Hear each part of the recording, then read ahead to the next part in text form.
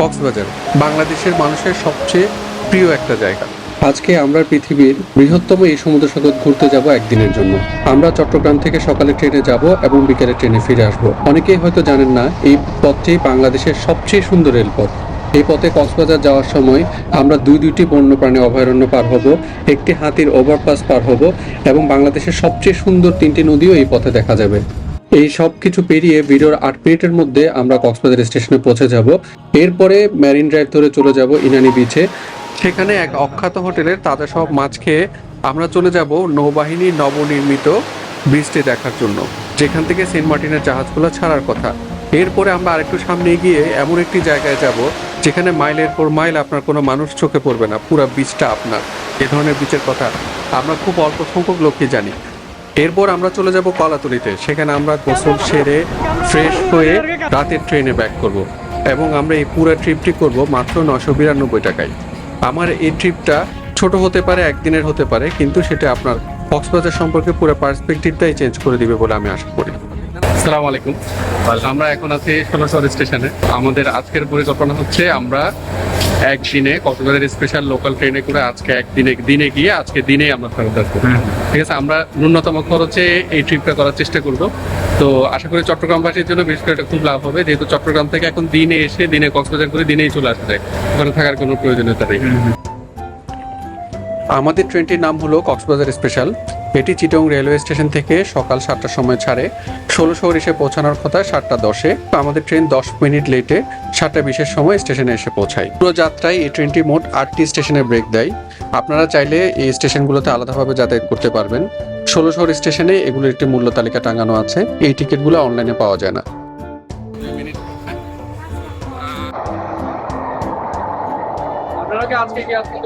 আমরা যে সিটে বসেছি এটার নাম হলো সবুজ সিট। এগুলো এক একটি সিটের টিকিট পড়ে 185 টাকা করে। ট্রেনে আরো 4টা ক্যাটাগরির সিট পাওয়া যায়। এইগুলার প্রাইস রেঞ্জ 185 টাকা থেকে শুরু করে 340 টাকা পর্যন্ত হয়। এই ট্রেনে কোনো এসি সিট নাই।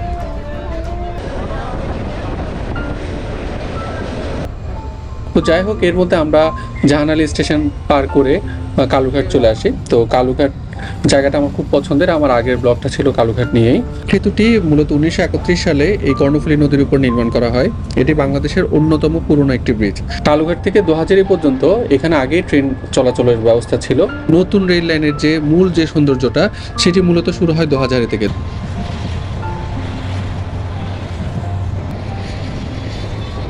পুরনো দোহাজারী স্টেশনটা পার হলে আমাদের সামনে পড়ে সাঙ্গু নদী। সাঙ্গু কত জার্নি যেটা ধরে করেছি, আমি এখন হতে শুরু করে নাফাকুম, আমি এখন সব, যেখানে আপনি বান্দরবনের হাঞ্চি হয়ে যে ডেস্টিনেশনে আপনি যান, আপনার এই নদী ধরেই যেতে হবে। এটি বাংলাদেশের অন্যতম সুন্দর একটা নদী।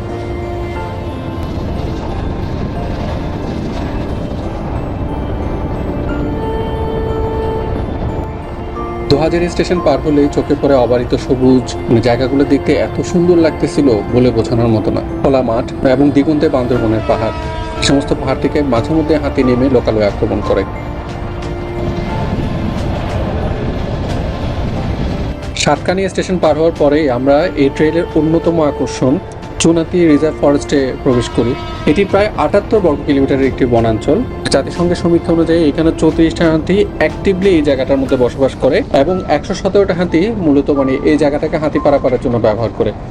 একটা কথা আমরা অনেকেই জানি না, পার্বত্য চট্টগ্রাম এবং সুন্দরবনের পরে এই বনাঞ্চলটাই বাংলাদেশের সবচেয়ে বড় সংরক্ষিত বনাঞ্চল। অথচ এটা নিয়ে তেমন হইচই আমি কখনো দেখিনি। বাংলাদেশের মানুষজন রেমা কালিঙ্গায় গিয়ে ক্যাম্পিং করে বা বিভিন্ন জায়গায় গিয়ে ক্যাম্পিং করে। আমি কখনো শুনিনি যে চুনাতি রিজার্ভ ফরেস্টে গিয়ে ক্যাম্পিং করেছে। এখানে এক ধরনের উল্টালেস বানর পাওয়া যায় এবং কিছু বিরল প্রজাতির সরীসৃপ পাওয়া যায়, যার কারণে 2016 সালে এই জায়গাটিকে খুব ক্রিটিক্যাল ওয়াইল্ড লাইফ এরিয়া হিসেবে ডিক্লেয়ার করে জাতিসংঘ। বাংলাদেশে একমাত্র যে হাতি পারাপারের রাস্তা, একটি এলিফ্যান্ট ওভারপাস আছে, সেটি এই চুনাতি রিজার্ভ ফরেস্টে অবস্থিত। আরো কয়েকটি কার্যক্রম চলতেছে।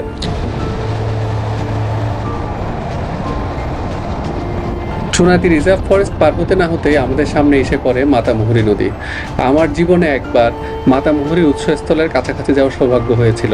আমি জানি আসলে এই নদীটা বান্দরবনের পাহাড়ের মাঝখানে কত সুন্দরভাবে বয়ে যেতে পারে। একটু পরে আমরা আরেকটা বনাঞ্চলে প্রবেশ করব। দুই বনাঞ্চলের মাঝখানে জায়গা জুড়ে ফসলের মাঠ।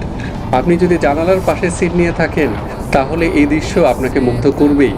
আর আমরা যেদিন গিয়েছিলাম সেদিন ওয়েদারটা ছিল খুব ভালো, যার কারণে মনে হচ্ছিল মেঘগুলা ফসলের মাঠের সাথে লেগে গেছে।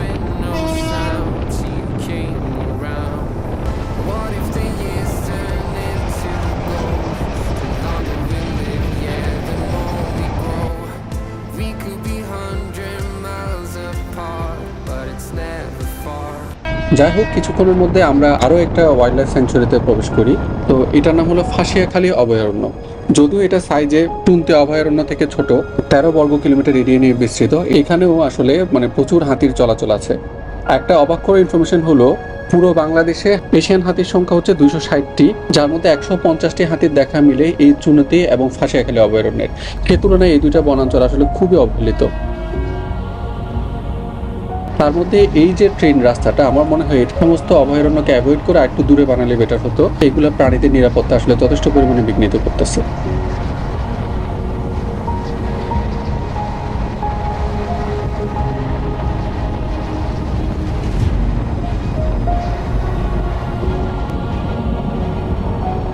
ফাঁসিয়াখালীর জঙ্গলের প্রান্ত ঘেঁষেই দুলাহাজার স্টেশনটা অবস্থিত।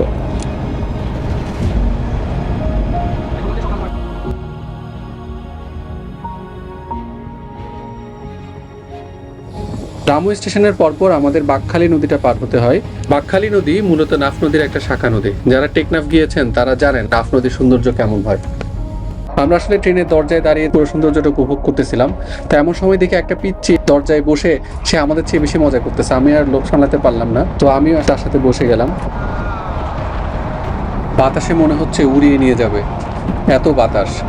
একটা কথা এখানে বলে রাখা ভালো, আমি এখানে যে বসেছি এটাতে আমি আসলে কাউকে এনকারেজ করি না, কারণ এখানে লাইফ রিস্ক আছে। পিছনের যে দরজাটা সেটা সবসময় সামলে রাখতে হবে। পিছন থেকে দরজাটা এসে ধাক্কা দেওয়ার একটা ভালো সম্ভাবনা থাকে।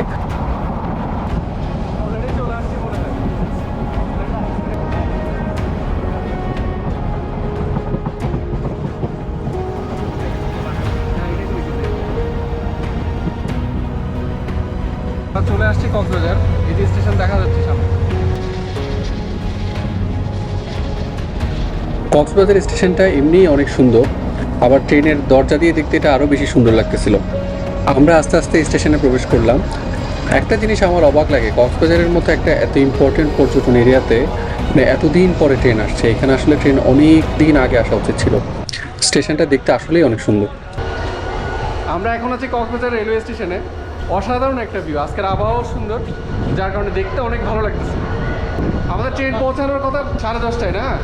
আমরা বসছি 10:40-এ। আমরা 10:40-এ অলরেডি কক্সবাজার চলে আসছি। স্বাভাবিকভাবেই যে কোনো সুন্দর জায়গা দেখলে আমার মনে প্রথমে যেটা উকি দেয় যে এটা আসলে পাখির চোখে দেখতে কেমন লাগে। সো স্টেশনের একটা কোনায় গিয়ে আমি প্রথমে ড্রোনটি উড়ালাম।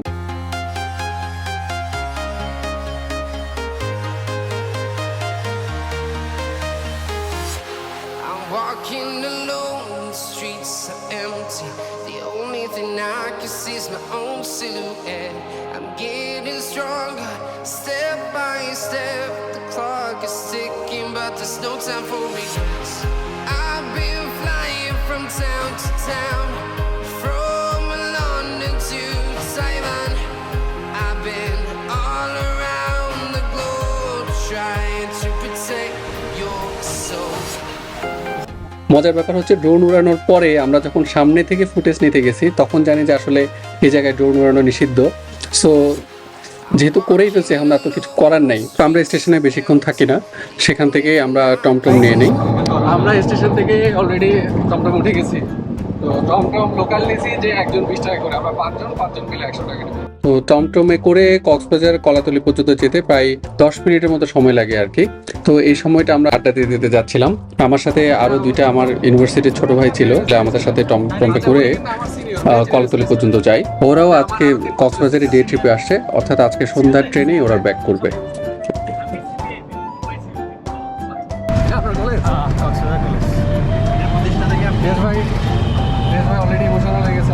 আমার কলেজের সামনে দিয়ে যাচ্ছে। কি প্রথম ছাত্র? প্রথম কলেজ। কিছুক্ষণের মধ্যে আমরা কলাতলি পৌঁছে যাই। গাড়ি থেকে কলাতলির প্রথম ভিউটা আমার সেই ছোটবেলা থেকেই খুব ভালো লাগে। অসাধারণ একটা ভিউ। কলাতলি নেমে আমরা যেটা করি, প্রথমে যে দুজন ছোট ভাইকে পেয়েছে ওদেরকে বিদায় দিই। তো ওরা আসলে কলাতলিতে প্রথমে গোসল করবে, তারপর ইনানির দিকে যাবে। তো আমরা পরিকল্পনা করি আমরা প্রথমে ইনানি ঘুরে আসি, পরে কলাতলিতে এসে গোসল করব। কলাতলি থেকে ইনানির জন্য সিএনজি রিজার্ভ করলাম। আমাদের সাথে আছেন রিয়াজ ভাই, রাসেল ভাই, রানা ভাই, আমার ড্রাইভার ভাই। এরপর শুরু হয় মেরিন ড্রাইভ ধরে আমাদের যাত্রা। সাগর পাড়ে নির্মিত বাংলাদেশের এই সব থেকে সুন্দর রুটটি দেখে মন ভালো হবে না এমন কোনো মানুষ নেই। আপনার মন যতই খারাপ থাকুক, এই রুট দিয়ে গেলে আপনার মন অবশ্যই ভালো হতে বাধ্য। গতকালকে অনেক বৃষ্টি হয়েছিল, তাই সাগরের পানি এখনো ঘোলা রয়ে গেছে এবং বৃষ্টির ছাপ আশেপাশে স্পষ্ট।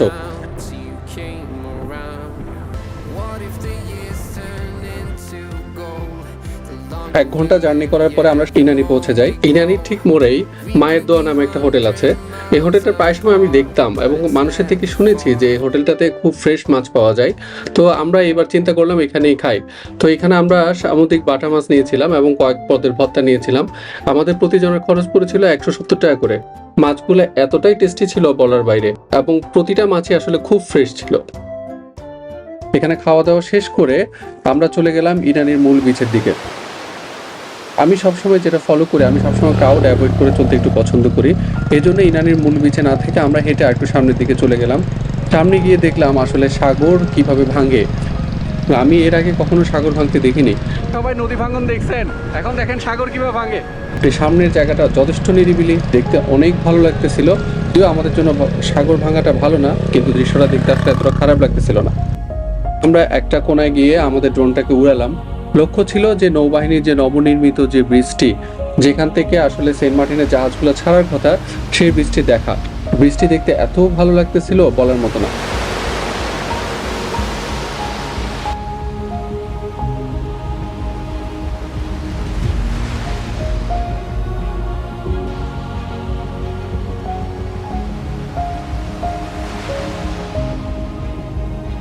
এরপর রয়্যাল টিউলিপের আশেপাশে কিছুক্ষণ ঘুরে আমরা সিদ্ধান্ত নেই যে বিচ ধরে আরো কত দূর এগিয়ে যাওয়ার জন্য।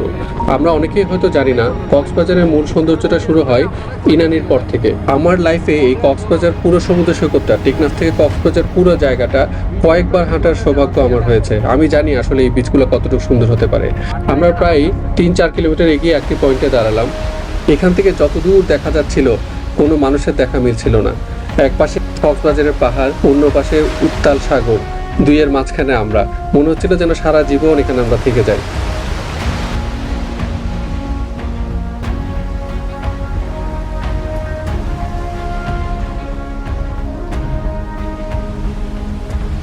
বীজটাতে এমনিতেই অসংখ্য লাল কাঁকড়ার বসবাস।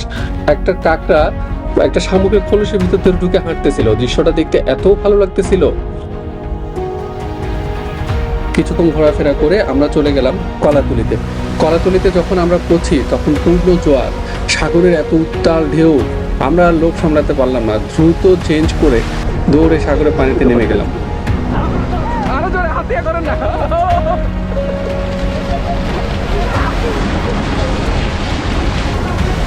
সর্বনাশ, আজকে তো স্রোত আছে।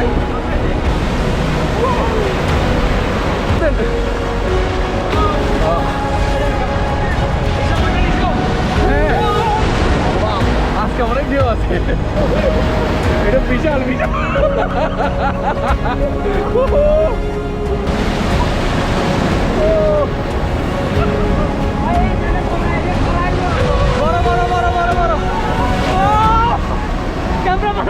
ক্যামেরাম্যান উড়ালি দরকার, ক্যামেরাম্যান।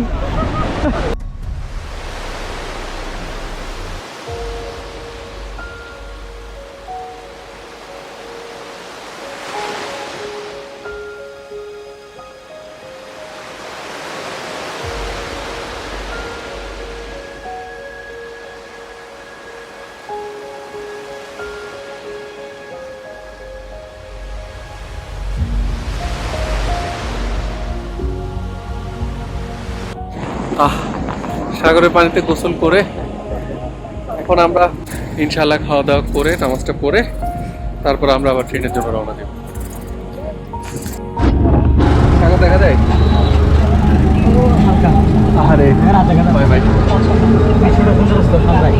এই ট্রেনের সবচেয়ে বড় সুখবর আমরা আজকে পাইলাম যে একদিনে চিপেস্ট কস্টে কোনো প্রকার কোনো, আমি এখনো পর্যন্ত টায়ার্ড হই নাই। একদিনে সবচেয়ে চিপেস্ট একটা কস্টে একটা দিনে কক্সবাজার এসে সুন্দর করে ঘুরে চলে যাওয়া, এটা যদি ট্রেন না থাকতো এটা আমাদের পক্ষে কখনো সম্ভব হইতো না। এবং গোসল ইচ্ছে মতো আমরা ইচ্ছা মতো গোসল করলাম, ইচ্ছা মতো ইনানিতেও ঘুরছি, মানে যেখানে কোথাও এমন হয় না যে আমরা তাড়াহুড়া করছি। আমরা খাইছিও সময় নিয়ে, স্পটেও ঘুরছিও সময় নিয়ে, গোসলও করছি সময় নিয়ে, সব কিছু সময় নিয়ে ঘুরছি। এখন আমরা কক্সবাজার স্টেশনে পৌঁছি, তখন প্রায় সন্ধ্যা, সূর্য ডুবে যায়, মাগরিবের আজান দিচ্ছে। ওই সময় একটু পরেই ট্রেন ছাড়ার কথা। আমরা দ্রুত নামাজটা পড়ে ট্রেনে উঠে যাই। ঠিক 7টার সময় ট্রেন ছেড়ে দেয়। 7টায় আমাদের ট্রেনটা ছেড়ে দিল। এই ট্রেনটা এতটা পারফেক্টলি টাইম মেনটেন করে এটা আগে জানা ছিল, যে কবার করছে প্রত্যেকবারই লেট ছিল, আজকে দিয়ে খুব পারফেক্ট টাইম।